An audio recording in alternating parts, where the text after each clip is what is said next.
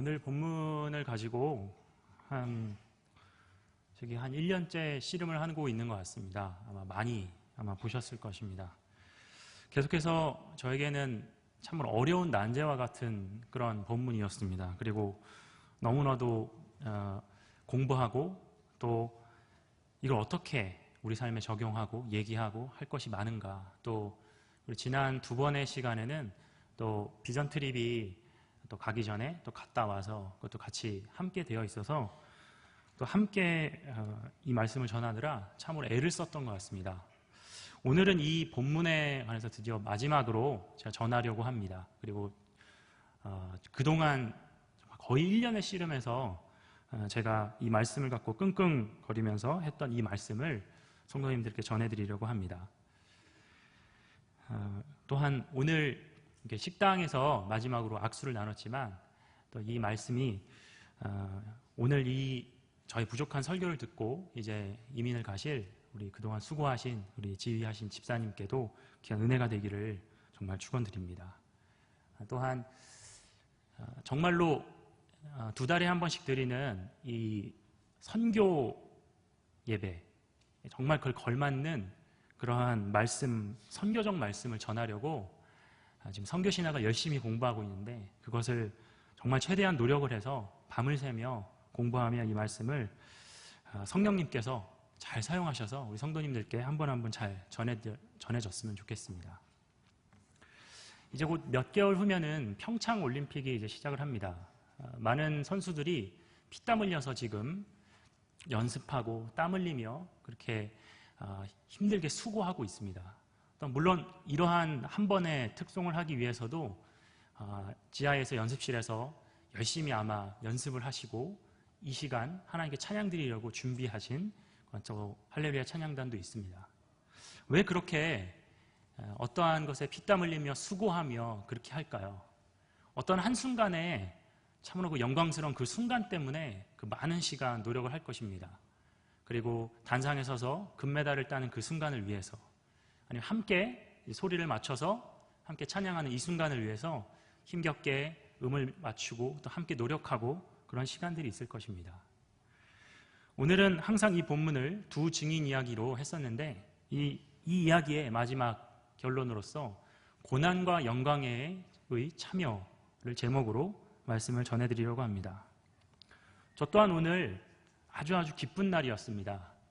오늘 장우와 혁진이가 세례를 받은 날입니다. 대부분의 많은 아이들이 교육부서에서 이제 배우고 제일 고등부 올라와서 저를 만납니다. 그러면은 학습과 세례를 저에게 다 교육을 받습니다. 그럼 보통 우리 교회에 공지되는 것은 4주 교육으로 되어 있지만 학습은 4주만으로는 좀 가능하지만 세례는 도저히 4주만으로가 되지가 않습니다. 그래서 거의 한 6주에서 8주를 합니다. 그래서 매년 봄, 가을은 이 세례와 학습받는 아이들과 함께 씨름을 합니다. 학원 또 여러 가지 일들을 가지고 아이들과 시간을 맞추고 이때 와라, 또 힘들어요, 해요, 그런 수많은 상황을 가지고 격려하고 힘있게 하며 그러면서 계속 모아서 하나하나 이거를 외워갑니다. 그러면서 아이들과 많은 얘기를 나눕니다.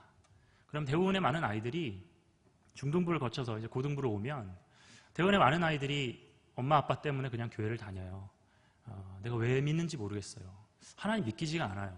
수많은 그러한 상황 가운데서 이제 아이들 세례문답을 하면서 여러 가지 얘기를 합니다.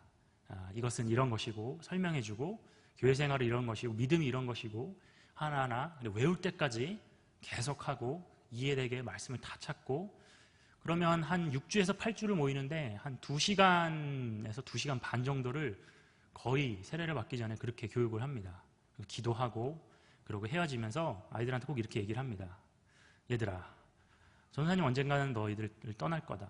그런데 너희들이 이제 커서 또 너희들이 집사가 되고 또 장로가 되어서 권사가 되어서 또 너희들이 언젠가 너희가 나이가 먹었을 때 한 교회를 지탱하는 그런 한 귀한 그런 중직자가 되었으면 좋겠다. 그리고 이 순간을 절대 잊지 마라. 그리고 배운 대로 살아라. 그리고 여기서 한 대로 혹시나 친구가 잘못 살면 너 그렇게 배우고 약속하고 고백하고 헌신하고 그렇게 했지 않냐? 왜 그렇게 사니? 하고 권책하고 권면하고 그렇게 살아라 라고 하면서 너희들과 함께해서 너무 기뻤고 이런 시간 또 학원 가고 뭐 하고는 바쁘겠지만 이런 시간 다시 안 올 줄로 생각한다 하면서 정말 기도하고 하면서 같이 끙끙대면서 정말로 교육을 하고 이제 세례받는 문답식으로 제가 이제 보내고 문답하는 것을 봅니다. 근데 그동안 항상 연합 예배가 안 겹쳐 있다가 오늘 처음으로 제가 세례받는 것을 봤는데 너무나도 많은 감격이 있습니다. 이러한 저만이 알고 있는, 이런 사역자가 알고 있는 영광, 이걸 왜 제가 이걸 알고 있을까요? 아마도 매주 토요일마다 애들 시간에 맞춰서 제 아들, 딸은 아빠 어디가?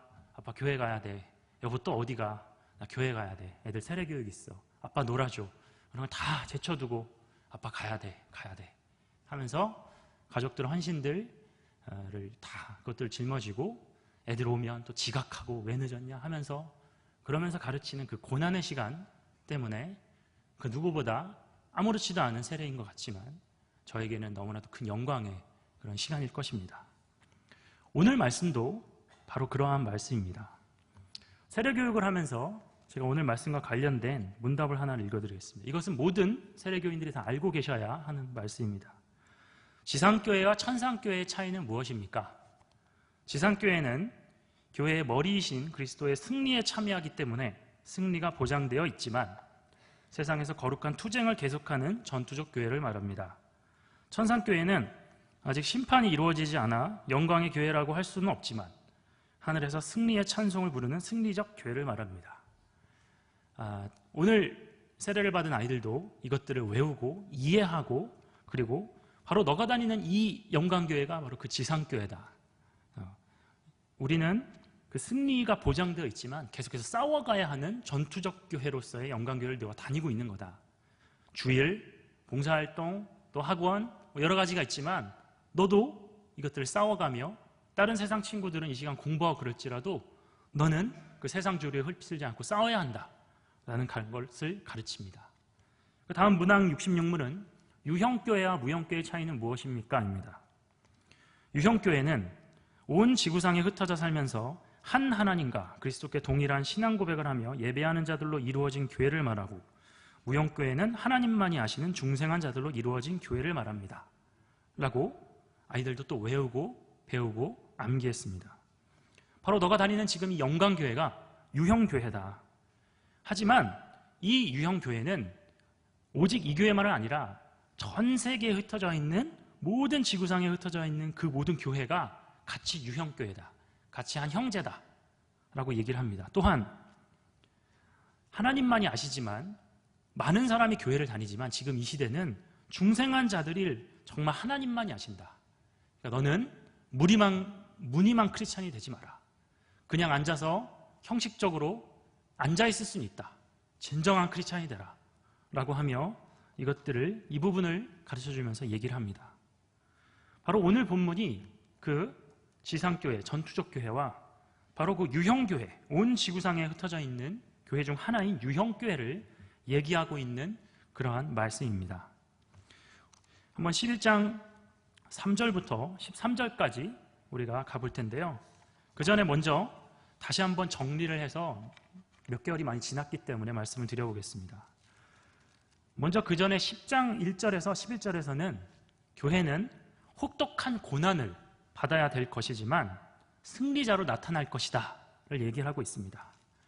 그리고 제가 이 두 절 갖고도 한 두 번의 설교를 했지만 11장 1절에서 2절에서는 교회는 하나님께 속해 있지만 하나님의 보호를 받고 하나님이 만국에서 짧은 기간 하나님의 백성을 짓밟도록 허용하실 것이라는 것을 말을 해줍니다.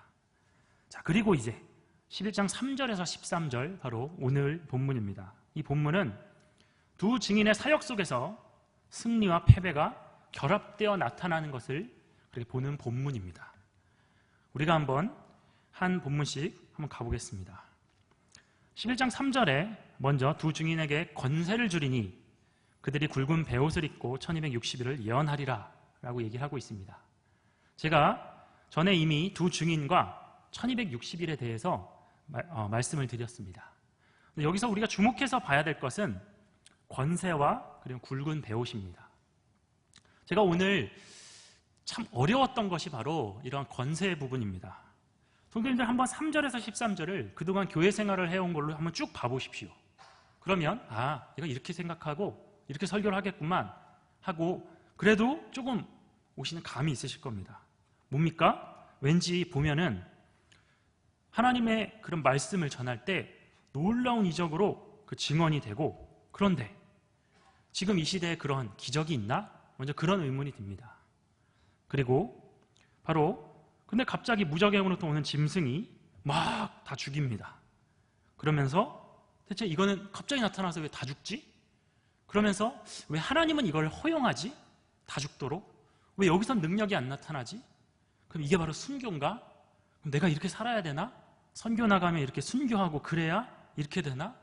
그랬더니만 나중에 생기가 들어와서 두 발로 서서 이제 부활하여서 다시금 하늘로 올라갑니다. 그런 걸 보면서 결국 있는 힘을 다해서 헌신하고 수고할 때 이적이 나타나고 순교하고 죽지만 영광을 받는구나 라고 간단하게 생각을 할 수 있습니다. 저의 이 1년 동안의 씨름은 바로 이 부분이었습니다. 이건가? 이걸 어떻게 설명해야 되지? 이건가? 그럼 이 시대에 그럼 사람들이 생각하는 이 선교에 대한 생각들, 가서 뭔가 고생하고 그래서 위험하니까 보내면 안 되고 가서 그렇게 순교를 각오하고 그렇게 하면 뭔가 이적이 일어나고, 근데 그런 힘든 건 난 하기 싫고, 아니면 요즘 선교는 또 그렇게 한다고 하면서 사실은 뭐 놀러 가는 거를 핑계대고 선교하면서 휴양 다니고 유양 다니고 어떻게 돈을 착복하고 잘못된 거 많고 수많은 생각들이 혼재하는 게 바로 이 시대의 선교에 대한 생각이며, 또한 이런 뭔가 순교 또 막 이적 이런 걸 보면 이 현실 세계에 잘 적용하기가 쉽지 않고 그냥 내가 생각하는 대로 말씀을 판단해버리고 쓱 넘어가 버리고 나에게 유익이 되는 말씀을 취하고 싶은 게 우리의 마음입니다. 저도 그랬습니다. 근데 과연 이게 무슨 의미일까? 를 씨름을 하며 나아갔던 것 중에 이 1년이 걸렸습니다. 그러면서 가장 첫 번째 포인트로 우리가 이 권능에 대하여 주목을 할 필요가 있습니다. 권능? 그럼 내가 이렇게 전할 때 아니면 어떤 선교사가 전할 때 우리가 그리스도 이름으로 헌신하며 수고하며 살 때 그런 이적이 나타나나? 지금도 많은 교회 많은 분들이 주방으로 또 차량으로 많은 일들로 힘써서 수고하고 계시지 않습니까? 그런데 아픈 것들 여러 가지 것들도 낫지도 않고, 그런데 대체 이 막 여러 가지 하늘이 열리고 이런 이적들은 대체 이 현실 세계랑 무슨 말도 안 되는 관련이란 말인가 생각하기가 쉽습니다. 우리가 말씀을 많이 볼 텐데요. 우리 PPT를 좀 틀어주시기 바랍니다. 네, 다음 화면 부탁드립니다. 제가 좀 편집을 하면서 좀 작지만 같이 함께 읽어보도록 하겠습니다. 네, 자, 함께 데살로니가 후서 1장 4절에서 8절을 읽어보겠습니다. 네, 시작. 그러므로 너희가 견디고 있는 모든 박해와 환난 중에서 너희 인내와 믿음으로 말미암아 하나님의 여러 교회에서 우리가 친히 자랑하노라. 이는 하나님의 공의로운 심판의 표요 너희로 하여금 하나님의 나라에 합당한 자로 여김을 받게 하려 함이니 그 나라를 위하여 너희가 또한 고난을 받느니라. 너희로 환난을 받게 하는 자들에게는 환난으로 갚으시고 환난을 받는 너희에게는 우리와 함께 안식으로 갚으시는 것이 하나님의 공이시니 주 예수께서 자기의 능력의 천사들과 함께 하늘로부터 불꽃 가운데에 나타나실 때 하나님을 모르는 자들과 우리 주 예수의 복음에 복종하지 않는 자들에게 형벌을 내리시니. 바로 이 말씀과 정말로 일치되는 데살로니가 후서 말씀입니다. 네, 다음 말씀 부탁드리겠습니다. 함께 누가복음 24장 49절을 보겠습니다. 시작. 볼지어다 내가 내 아버지께 약속하신 것을 너에게 보내리니 너희는 위로부터 능력으로 입혀질 때까지 이 성에 머물라 하시니라. 네, 다음 말씀 함께 읽겠습니다. 사도행전 2장 17절 21절입니다. 같이 함께 읽겠습니다. 시작. 하나님이 말씀하시기를 말세에 내가 내 영을 모든 육체에 부어주리니 너희의 자녀들은 예언할 것이요 너희의 젊은이들은 환상을 보고 너희의 늙은이들은 꿈을 꾸리라. 그때 내가 내 영을 내 남종과 여종들에게 부어주리니 그들이 예언할 것이요 또 내가 위로 하늘에서는 기사를, 아래로 땅에서는 징조를 베풀리니 곧 피와 불과 연기로다. 주의 크고 영화로운 날이 이르기 전에 해가 변하여 어두워지고 달이 변하여 피가 되리라. 누구든지 주의 이름을 부른 자는 구원을 받으리라. 아멘. 이 말씀은 요엘서에서 또한 예언한 말씀입니다. 바로 여기 있는 그 능력이 무엇입니까? 하나님께서 약속하신 그 성령의 능력입니다. 또한 구약에서 약속하신 그 오순절 성령 강림의 그 능력입니다. 그러니까 우리가 지금 이 모든 일들을 어떻게 행할 수 있습니까? 바로 그 다음 절에 두 감람나무와 두 촛대니에서 제가 그 전에 설명을 드렸지만 촛대에 계속해서 기름을 공급해주는 감람나무의 연료와 같이 성령이 연료를 부어줄 때 우리는 이 성령의 능력으로 이것들을 감당할 수 있고 바로 이 능력이 성령인 것입니다. 저희의 지식, 재산, 아니면 저희의 경험, 저희의 직분, 아니면 또 여러 가지 수많은 이 현대교회의 많은 것들 지배하고 있는 힘의 논리들, 그것이 아니라 바로 성령의 오직 능력만이 이 일들을 감당할 수 있다는 것입니다. 우리가 그러니까 다시금 이 이적과 같은 기적이 상식이 되는 그러한 삶을 살기 위해서는 성령에 민감하고 성령 충만을 우리가 구하며 성령이 과연 무엇인지를 배우고 성령의 인도함을 받아서 살아야만 이런 이적이 나타날 수 있다는 것입니다. 제가 청년 때 이런 얘기를 들었습니다. 불신자들에게는 사탄이 예수님을 모르게 하고 또한 이미 믿는 자들에게는 성령을 모르게 한다. 그만큼 우리는 성령의 능력을 모르고 어떠한 오로라나 에네르기나 아니면 뭔가 그 오순절파에서 그렇게 하는 것처럼 막 뜨겁게 기도하고 막 방언하고 막 그런 쪽으로만 성령을 생각하는데 우리가 정말로 우리 담임 목사님께서 아니면 우리 성경학교에서 성경대학에서 하든지 성령에 대해서 우리가 잘 배우고 성령을 충만함으로 그렇게 살아가는 것들 우리가 잘 배워야 할 것입니다. 그러니까 이 능력은 성령의 능력을 말합니다. 5절을 보시면 만일 누구든지 그들을 해하고자 하면 그들의 입에서 불이 나와서 그들의 원수를 삼켜버릴 것이요 누구든지 그들을 해하고자 하면 반드시 그와 같이 죽임을 당하리라. 성도님들 이 말씀을 보시면서 이건 대체 무슨 말인가? 입에서 불이 나와?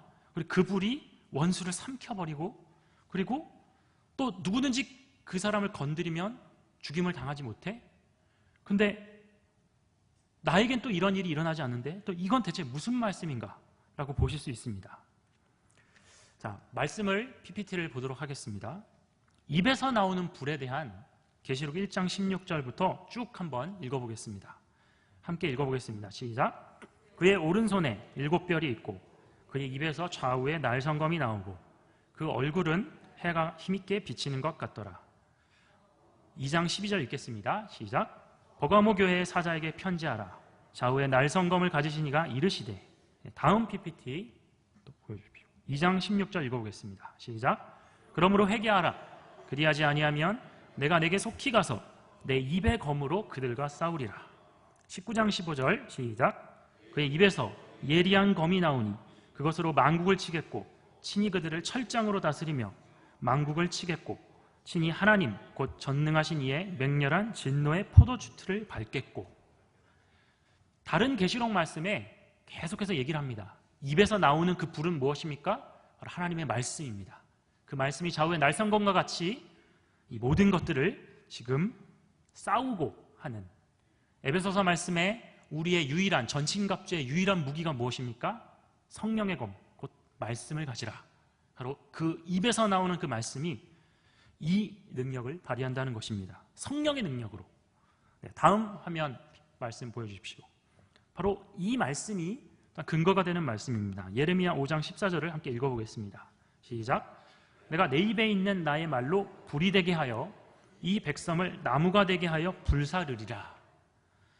또한 이 말씀은 바로 뒤에서 얘기하는 이적을 보면서 우리는 두 사람을 생각해야 됩니다. 바로 누굽니까? 엘리야와 모세입니다. 6절에 나오는 그 모든 이적을 보면 하늘을 닫아 비 오게 하지 못하게 하는 사람은 엘리야의 이적입니다. 그리고 권능을 가지고 물을 피로 변하게 하고 하는 사람은 모세입니다. 또한 이것은 두 증인과도 맞습니다. 제가 잘 들으십시오. 이 두 증인이 엘리야와 모세를 얘기하는 것은 아닙니다. 하지만 엘리야와 모세와 같은 두 증인과 같은 그런 심판의 사역을 하는 교회 공동체를 이야기하는 것입니다. 그러면서 엘리야가 했던 사역을 교회 공동체도 할 수 있다는 것을 엘리야를 비유시키면서 얘기를 하고 있는 것입니다. 그래서 엘리야가 열왕기하 1장일 것입니다. 열왕기하 1장에 아하시야 왕이 이제 50부장과 50명의 군사를 보냅니다. 그리고 엘리야야 내려오라 라고 얘기합니다. 그럼 엘리야가 내가 불을 내려서 너희 군사를 태워 죽이겠다 하면서 첫 번째 50부장과 50명의 군사를 태워 죽입니다. 또다시 아하시야 왕이 두 번째 50부장과 50명의 군사를 보냅니다. 또 엘리야가 내가 불을 내려 너희를 태워 죽이겠다 한 그 일을 가지고 지금 이 교회 공동체의 사명과 함께 요한이 설명을 비유로서 하고 있는 것입니다. 또한 모세가 물을 피로 변하게 하고 또한 여러 가지 재앙을 땅을 치리로다. 제가 이 말씀을 가지고 잘 이해를 못할 때는 그럼 내가 복음을 전하고 말씀을 하고 그런 이적이 나타나는 건가? 그럼 그걸 얘기하는 건가? 거기서 계속 끙끙댔습니다. 하지만 여기서 제가 그 서두에 말씀드린 것처럼 굵은 배옷이 여기서 중요한 힌트입니다. 물론 우리가 말씀을 전할 때 권능과 능력이 나타납니다. 하지만 이것은 더 큰 의미의 말씀의 깊이가 있습니다. 굵은 배옷은 바로 두 증인과 함께 법적인 죄에 대한 아픔과 슬픔입니다. 또한 두 증인을 세웠다는 것은 제가 설명드린 것처럼 구약에 두 명의 증인이 서야 그것은 법적 증언의 효력이 있습니다. 예수님께서 변화산에서 올라가셨을 때 엘리야와 모세가 같이 있었습니다. 예수님 되심을 증명한 구약의 율법과 그리고 그걸 대표하는 선지자, 그러니까 두 사람이 옆에 있어서 예수님을 증거했습니다. 바로 이 놀라운 이적과 같이 이해가 안 되는 그러한 이 서두의 말씀은 무엇이냐면 세상을 심판하는 그런 말씀입니다. 이 얘기는 너무너무 재밌게도 두 감람나무, 바로 수룹바벨과 여호수아, 바로 제사장과 왕, 바로 우리를 왕 같은 제사장이라고 하지 않습니까? 그러니까 우리 개인이 왕과 같은 역할, 제사장과 같은 역할을 이 시대에 해야 하는 그런 한 교회로서 왕의 역할은 무엇입니까? 다스리고 심판하는 역할입니다. 제사장의 역할은 무엇입니까? 예배를 드리고 선포하는 역할입니다. 이 제사장과 왕의 역할을 두 감람나무와 엘리야와 모세와 두 증인의 이야기를 통해서 우리가, 교회가 어떠한 이 세상에 해야 하는지를 요한은 이것을 아주 믹스해서 비유로서 설명을 하고 있는 것입니다. 우리가 이 세상에 대해서 심판을 이야기하는 그러한 증거를 해야 하는 개인이며 교회 공동체가 돼야 한다는 말씀을 여러 가지로 섞어서 이 비밀을 알고 나면 전율이 흘러서 너무나도 이 복음의 신비에 빠져버리는 그런 말씀을 주고 있는 것입니다. 그런데 7절에 갑자기 증언을 마치니까 무정행으로부터 짐승이 전쟁을 일으켜 그들을 이기고 그들을 죽여버리고 있습니다. 또한 시체를 큰 성길에 내버려 던지고 그 성은 영적으로 하면 소돔이라고 하고 애굽이라고도 하니 주께서 십자가에 못 박히신 곳이라. 그리고 백성과 족속과 방언과 나라 중에서 시체를 사흘 반 동안 무덤에 장사하지 못하게 하고 이제는 두 선지자가 괴롭게 한 거로 즐거워하며 와 죽었다 하면서 예물을 서로 나누며 즐거워하고 있습니다. 대체 이 다음 이야기는 또 무슨 이야기일까요? 먼저 우리가 이 앞의 말씀을 좀 읽어보겠습니다. 네, 우리가 함께 로마서 1장 16절을 읽어보겠습니다. 시작. 내가 복음을 부끄러워하지 아니하노니 이 복음은 모든 믿는 자에게 구원을 주시는 하나님의 능력이 됨이라. 먼저 유대인에게요 그리고 헬라인에게로다. 다음 말씀 고린도후서 10장 4절에서 6절 같이 함께 읽어보겠습니다. 시작. 우리의 싸우는 무기는 육신에 속한 것이 아니요 오직 어떤 견고한 진도 무너뜨리는 하나님의 능력이라. 모든 이론을 무너뜨리며 하나님 아는 것을 대적하여 높아진 것을 다 무너뜨리고 모든 생각을 사로잡아 그리스도에게 복종하게 하니 너희의 복종이 온전하게 될 때 모든 복종하지 않는 것을 버리려고 준비하는 중에 있노라. 바로 그러한 능력의 말씀을 이 세상에 우리가 바울과 같이 우리가 전해야 한다는 것입니다. 네, 그 다음 말씀. 네. 자, 이렇게 빌립보서 2장 10절에서 11절 말씀을 같이 한번 먼저 읽고 설명을 드리겠습니다. 같이 함께 읽어보겠습니다. 시작. 하늘에 있는 자들과 땅에 있는 자들로 모든 무릎을 예수의 이름을 꿇게 하시고 모든 입으로 예수 그리스도를 주라 시인하여 하나님 아버지께 영광을 돌리게 하셨느니라. 지금 이 말씀처럼 13절에 바로 영광을 하늘의 하나님께 돌리도록 지금 하나님께서는 이 사역을 진행하고 계십니다. 자, 그러면서 지금 이 6절에 큰 성이 나옵니다. 여기서 큰 성이 무엇일까요? 이제 후로 계속 제가 14장부터 계속 설교를 하겠지만 이제 이 큰 성은 계속해서 등장합니다. 바로 이 큰 성은 바벨론, 로마, 니느웨, 예루살렘, 소아시아에 있는 각 7도시들을 가리키기도 하지만 여기서는 교회가 만국, 온 세계를 향해 예언적 증거를 감당하고 있는 오늘날의 베이징, 뉴욕, 런던, 파리, 여러 그 현대 도시를 포함하는 모든 세속적인 모든 도시를 말합니다. 또한 요한은 여기서 큰 성을 영적으로 소돔과 애굽, 이집트라고 지금 말하고 있습니다. 소돔은 무엇일까요? 뭘 상징할까요? 소돔은 죄악을 상징합니다. 또한 부패가 극에 달했다는 면에서 바로 소돔입니다. 그럼 애굽, 이집트는 무엇을 상징할까요? 우상 숭배와 예속을 상징한다고 볼 수 있습니다. 압제가 극에 달했다는 면에서 애굽입니다. 바로 하나님을 믿지 않는 죄와 죄의 속박을 나타내고 있습니다.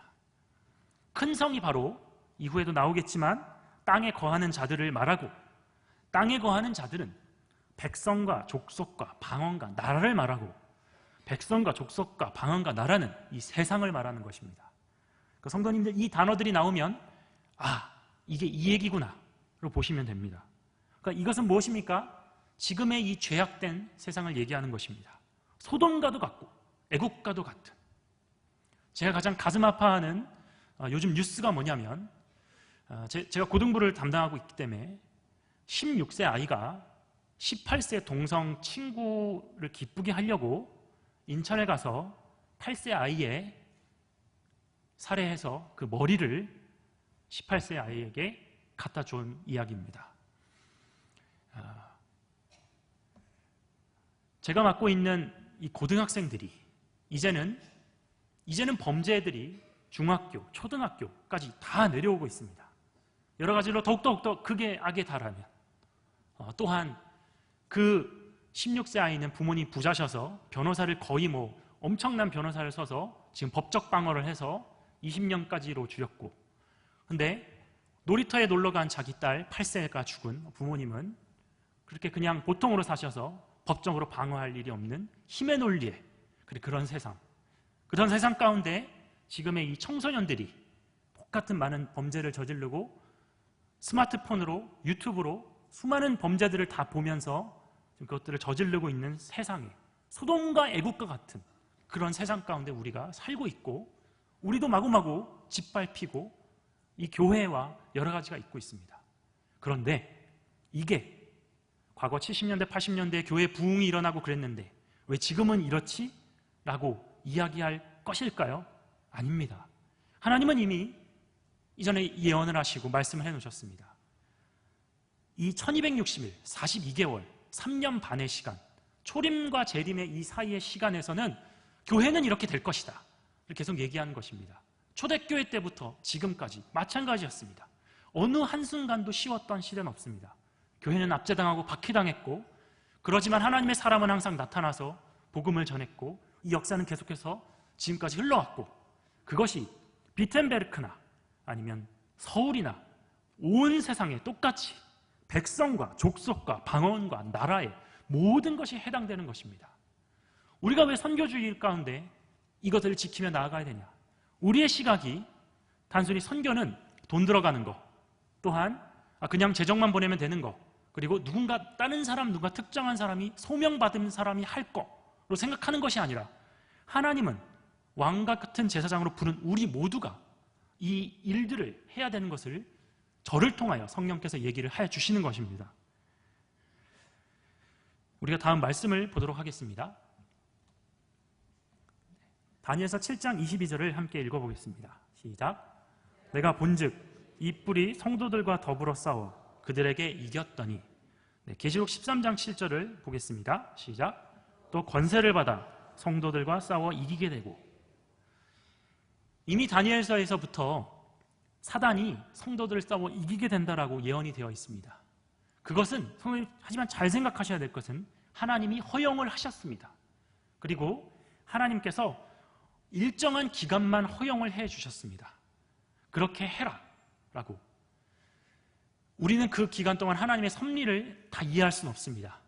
하지만 그 기간 동안 우리는 허용받은 그 사단이 이기는 이 세상 가운데서 이 악의 영과 세상 주관자들, 이것과 우린 싸워가며 고난과 박해 가운데 계속해서 이 소돔과 고모라 같은 애국과 같은 복음을 증거하며 엘리야와 모세와 같이 그렇게 나 개인이, 교회가 힘있게 힘들어도 전투적 교회로, 그리고 지상교회로 그렇게 싸워가야 된다는 것을 얘기하는 것입니다.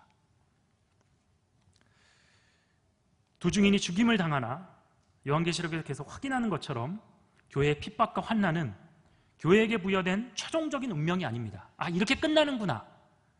결국 우리나라 기독교는 몇백만으로 줄어들고 그렇게 되겠구나.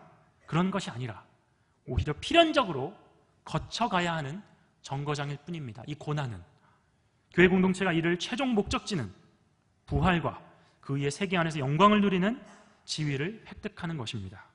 그게 바로 11절부터 나오는 그 말씀입니다. 3일 반 후에 하나님께로부터 생기가 그들 속에 들어가매 그들이 발로 일어서 구경하는 자들로 크게 두려워하더니 하늘로부터 큰 음성이 있어 이리로 올라오라 함을 듣고 구름을 타고 하늘로 올라가니 그들의 원수들도 구경하더라. 그때 큰 지진이 나서 성 10분의 1이 무너지고 지진에 죽은 사람이 7천이라. 그 남은 자들이 두려워하여 영광을 하늘의 하나님께 돌리더라. 자, 그 말씀인데 갑자기 3일 반이 나옵니다. 그리고 큰 지진이 갑자기 납니다. 10분의 1이 무너집니다. 근데 7천 명입니다. 이게 대체 뭘까? 이것들을 우리가 한번 들어가서 보도록 하겠습니다. 다음 말씀을 좀 보여주십시오. 함께 마태복음 27장 51절 같이 읽어보겠습니다. 시작. 이에 성소 휘장이 위로부터 아래까지 찢어져 둘이 되고 땅이 진동하며 바위가 터지고. 이때도 지금 두 증인이 이제 죽었을 때입니다. 예수님이 죽었을 때도 지금 지진이 일어났습니다. 지금도 이 지진이 일어나면서 하나님이 즉각적으로 지금 심판을 하고 계시는 것입니다. 당시의 1세기에 예루살렘 인구를 약 7만 명으로 추정을 합니다. 그럼 거기에 10분의 1이 바로 7천 명입니다. 물론 그렇게 문자적으로 지리적으로 우리가 볼 수도 있지만, 하지만 여기서의 7천 명은 또 요한이 아주 재미있는 성경의 다른 이야기를 통해 우리에게 자각시켜주는 이야기가 있습니다. 7천 명 하니까 생각나는 혹시 이야기, 말씀 생각나지 않으십니까? 바로 열왕기상에 엘리야에게 내가 바알에게 무릎 꿇지 않은 7천 명을 두었다 라는 그 말씀을 생각하셔야 됩니다. 자, 다음 말씀 보여주십시오. 함께 계시록 9장 20절에서 21절 말씀을 보도록 하겠습니다. 시작. 이 재앙에 죽지 않고 남은 사람들은 손으로 행한 일을 회개하지 아니하고 오히려 여러 귀신과 또는 보거나 듣거나 다니거나 하지 못하는 금은동과 목석의 우상에게 절하고 또 그 살인과 복수로 음행과 도둑질을 회개하지 아니하더라. 선생님, 재밌는 것은 이 앞에 9장에서 하나님은 많은 자연의 심판을 통해서 하나님을 믿지 않는 자들을 그렇게 경책하고 책망하십니다. 하지만 결과가 어떻게 됐는지 아십니까? 바로 이 말씀처럼 그래도 회개하지 않습니다. 그래도 귀신 쫓습니다.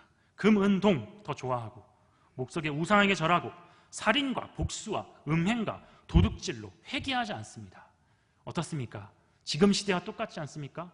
돈 좋아하고 그리고 살인하고 그리고 음행하고 도둑질하고 복수하고 지금 시대와 똑같지 않습니까?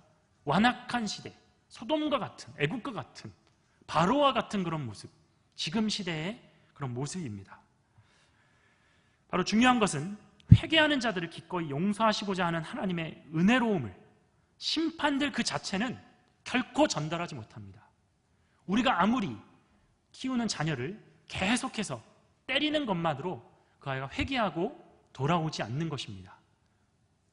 우리가 아무리 애들한테 얘기하고 또한 때리고 경책하고 혼내고 벌 주고 이것만으로 사람이 돌아오지 않는다는 것입니다. 그러면 어떻게 될까요? 다음 말씀을 한번 보도록 하겠습니다. 10분의 1에 대해서 우리가 함께 보겠습니다. 좀 작은데 죄송합니다. 이사야서 6장 13절을 같이 함께 읽어보겠습니다. 시작.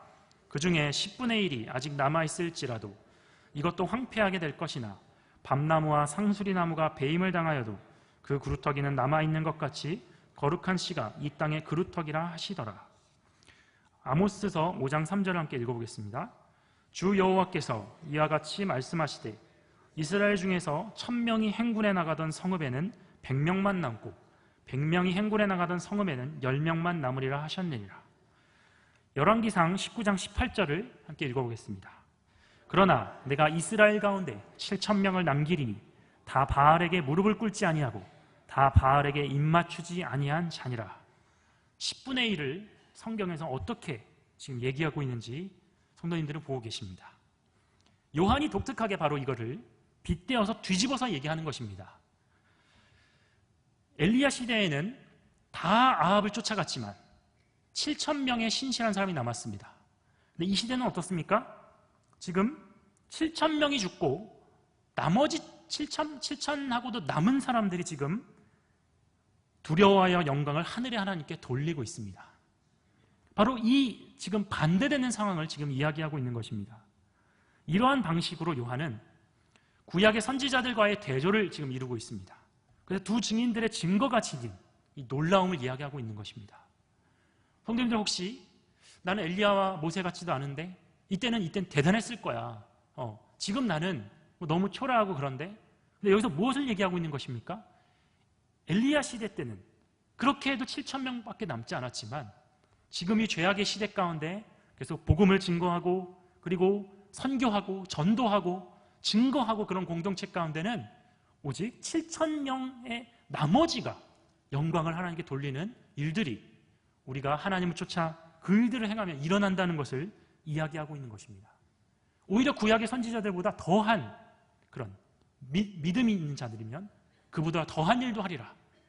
믿지 못한 믿음이 있는 자들에게 불가능한 것이 무엇이겠느냐. 나도 엘리야와 같은 성정이 같은 사람이로되 너희도 기도하면 이 일들이 일어나는 것들을 이야기하고 있는 것입니다. 바로 그러한 우리의 이 복음 증거가 얼마나 귀하고 능력 있는지를 지금 이야기하고 있는 것입니다. 바로 여기서 3일반은 3년 반의 지금 작은 규모로 이야기하는 기간입니다. 3일반은 아주 극렬한 박해의 기간입니다. 바로 죽고 나서 3일반 그리고 지금 여기서 나오는 거리에 시체를 두었다는 것은 이 시대의 최악의 정말 최악의 정말 대접을 하고 있는 것입니다. 그런 수모와 비난과 그런 3일반은 극렬한 시간입니다. 7일을 절반으로 축소한 것입니다. 바로 이 3일반의 기간은 또한 그리스도가 받으신 고난의 3일을 상기시키는 그런 기간입니다. 바로 그리스도의 그 죽음 그리고 부활 그것을 얘기하고 있는 것입니다. 성도님들 이 3절과 13절을 보면서 생각나는 것이 없으십니까? 바로 이 3절과 13절의 이야기는 예수 그리스도의 이야기입니다. 예수 그리스도의 탄생, 예수 그리스도의 기적, 예수 그리스도의 사역, 그리고 예수 그리스도의 죽음, 그리고 예수 그리스도의 그리고 부활, 그리고 승천 이 이야기를 3절에서 13절에 예수 그리스도의 스토리를 똑같이 지금 교회 공동체 두 증인이 똑같이 예수 그리스도의 발자취를 똑같이 담고 있는 것입니다. 그 순교와 부활의 모형, 그러니까 그것은 무엇입니까? 예수 그리스도가 처음으로 승리하신 또 우리가 그리스도와 연합으로 우리도 또한 승리할 그래서 순교자의 죽음은 패배가 아님을 지금 이야기하고 있는 것입니다. 네, 다음 말씀을 보여주십시오. 같이 함께 고린도후서 2장 15절에 17절을 읽어보겠습니다. 시작. 우리는 구원받는 자들에게나 망하는 자들에게나 하나님 앞에서 그리스도의 향기니 이 사람에게는 사망으로부터 사망에 이르는 냄새요 저 사람에게는 생명으로부터 생명에 이르는 냄새라. 누가 이 일을 감당하리요? 우리는 수많은 사람들처럼 하나님의 말씀을 혼잡하게 하지 아니하고 곧 순전함으로 하나님께 받은 것 같이 하나님 앞에서와 그리스도 안에서 말하노라. 이제부터 계속해서 말씀을 볼 텐데요. 요한계시록의 증언에 대한 말씀을 함께 읽어보겠습니다. 그 다음 화면 부탁드리겠습니다. 계시록 1장 9절을 함께 읽어보겠습니다. 시작. 나 요한은 너희 형제요 예수의 환난과 나라와 참음에 동참하는 자라. 하나님의 말씀과 예수를 증언하였으므로 말미암아 밤모라 하는 섬에 있었더니. 계시록 6장 9절 읽어보겠습니다. 다섯째 인을 떼실 때 내가 보니 하나님의 말씀과 그들이 가진 증거로 말미암아 죽임을 당한 영혼들이 제단 아래에 있어. 계시록 12장 11절 읽어보겠습니다. 또 우리 형제들이 어린 양의 피와 자기들이 증언하는 말씀으로써 그를 이겼으니 그들은 죽기까지 자기들의 생명을 아끼지 아니하였도다. 계시록 12장 17절을 읽어보겠습니다. 용이 여자에게 분노하여 돌아가서 그 여자의 남은 자손 곧 하나님의 계명을 지키며 예수의 증거를 가진 자들과 더불어 싸우려고 바다 모래 위에 서 있더라. 계시록 19장 10절을 읽어보겠습니다. 내가 그 발 앞에 엎드려 경배하려 하니 그가 나에게 말하기를 나는 너와 및 예수의 증언을 받은 내 형제들과 같이 된 종이니 삼가 그리하지 말고 오직 하나님께 경배하라. 예수의 증언은 예언의 영이라 하더라. 계시록 20장 4절을 우리 증언의 마지막으로 읽어보겠습니다. 또 내가 보좌들을 보니 거기에 앉은 자들이 있어 심판하는 권세를 받았더라. 또 내가 보니 예수를 증언함과 하나님의 말씀 때문에 목배임을 당한 자들의 영혼들과 또 짐승과 그의 우상에게 경배하지 아니하고 그들의 이마와 손에 그의 표를 받지 아니한 자들이 살아서 그리스도와 더불어 1000년 동안 왕노릇하니. 계시록 전체는 증거와 증언에 대해서 우리에게 이야기를 해주고 있습니다. 또 하나가 있습니다. 족속과 백성과 나라와 방언입니다. 함께 다음 말씀을 읽어보겠습니다. 계시록 5장 9절입니다. 함께 읽어보겠습니다. 그들이 새 노래를 불러 이르되 두루마리를 가지시고 그 인봉을 떼기에 합당하시도다. 일찍이 죽임을 당하사 각 족속과 방언과 백성과 나라 가운데에서 사람들을 피로 사서 하나님께 드리시고. 계시록 7장 9절을 읽어보겠습니다. 이 이후에 내가 보니 각 나라와 족속과 백성과 방언에서 아무도 능히 셀 수 없는 큰 무리가 나와 흰옷을 입고 손에 종려가지를 들고 보좌 앞과 어린 양 앞에서. 계시록 14장 6절을 읽겠습니다. 또 보니 다른 천사가 공중에 날아가는데 땅에 거주하는 자들 곧 모든 민족과 종족과 박궁강 백성에게 전할 영원한 복음을 가졌더라. 그리고 오늘 우리가 읽은 본문 바로 9절에도 그 말씀이 있습니다. 또 제가 미처 실지 못했는데 10장 11절에 또 이 말씀이 있습니다. 제가 읽어드리겠습니다. 그가 내게 말하기를 내가 많은 백성과 나라와 방언과 임금에게 다시 예언하여야 하리라 하더라 라고 이야기하고 있습니다. 바로 이것이 우리의 복음의 증거의 범위입니다. 이게 바로 선교 헌신 예배 때 우리가 들어야 할 복음입니다. 우리가 이 복음을 세계 열방에 전해야 될 이야기를 요한계시록은 계속해서 얘기하고 있습니다. 증언과 만국, 이 이야기를 계속해서 하고 있는 것입니다. 오늘 목사님께서 정말 제가 할 설교와 정말 관련된 말씀을 해주셨는데, 제가 마지막으로 우리가 이제 어떻게 살아야 되는지를 말씀으로 정리했습니다. 우리 다음 PPT를 보여드립시오. 함께 이 말씀을 읽어보겠습니다. 고린도후서 1장 5절입니다. 시작. 그리스도의 고난이 우리에게 넘친 것 같이 우리가 받는 위로도 그리스도로 말미암아 넘치는 도다. 베드로전서 4장 13절 16절을 읽어보겠습니다. 오히려 너희가 그리스도의 고난에 참여하는 것으로 즐거워하라. 이는 그의 영광을 나타나실 때 너희로 즐거워하고 기뻐하게 하려 함이라. 만일 그리스도인으로 고난을 받으면 부끄러워하지 말고 도리어 그 이름으로 하나님께 영광을 돌리라. 베드로전서 1장 11절을 읽겠습니다. 자기 속에 계신 그리스도의 영이 그 받으실 고난과 후에 받으실 영광을 미리 증언하여 누구를 또는 어떠한 때를 지시하는지 상고하니라. 로마서 8장 15절 18절을 읽겠습니다. 너희는 다시 무서워하는 종의 영을 받지 아니하고 양자의 영을 받았으므로 우리가 아빠 아버지라 하고 부르짖느니라. 성령이 친히 우리의 영과 더불어 우리가 하나님의 자녀인 것을 증언하시나니 자녀이면 또한 상속자 곧 하나님의 상속자요 그리스도와 함께한 상속자니 우리가 그와 함께 영광을 받기 위하여 고난도 함께 받아야 할 것이니라. 마가복음 8장 34절을 읽어보겠습니다.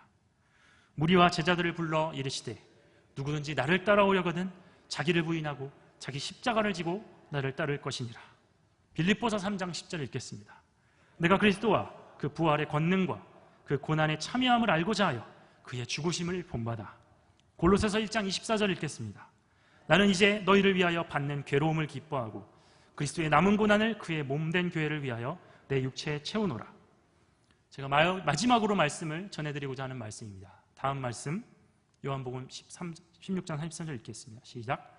세상에서는 너희가 환난을 당하나 담대하라. 내가 세상을 이기었노라. 우린 예수 그리스도를 전하기만 하는 자가 돼서는 안 됩니다. 예수 그리스도를 따라가는 자가 되어야 합니다. 예수 그리스도에 대해 이야기하는 사람은 많습니다. 하지만 예수 그리스도처럼 살려고 하는 그리스도인은 없습니다. 우리도 이 3절에서 13절처럼 예수 그리스도의 길을 우리도 따라가야 우리가 그의 제자이며 또 그와 함께 연합한 자이며 그와 함께 고난에 참여하고 영광에 또한 참여하는 줄을 믿습니다. 그것이 선교입니다. 그것이 예배입니다. 그리고 그것이 복음입니다. 다음 화면을 부탁드립니다. 오늘 그 세례문답을 하면서 복음이 무엇이냐고 물어보신 분이 계셨다고 목사님께서 얘기하셨는데 제가 복음을 10가지로 한번 정리해 보았습니다. 첫 번째, 우리 같이 함께 읽어보겠습니다. 시작. 복음은 예수 그리스도의 생애와 교훈을 개괄한 것이다. 한편으로 복음은 곧 예수다.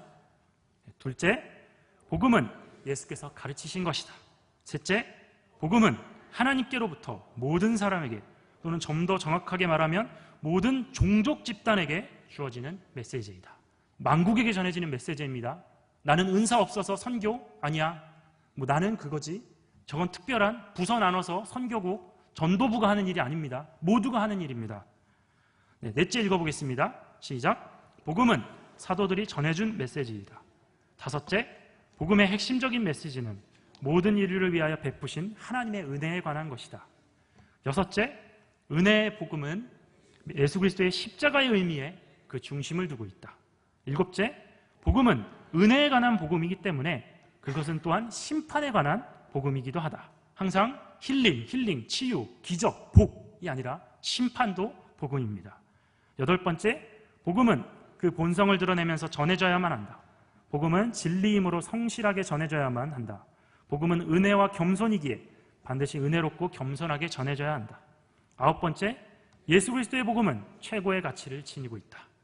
마지막 열 번째, 복음은 개인을 변화시키는 자체적인 능력을 가지고 있다. 그럼 우리 교회가 어떻게 해야 할까요? 다음 화면 부탁드립니다. 제가 읽어드리겠습니다. 좀 쉬시도록. 첫 번째, 교회 공동체는 회개와 신앙 고백의 공동체로서 장벽을 허문다. 이것이 복음입니다.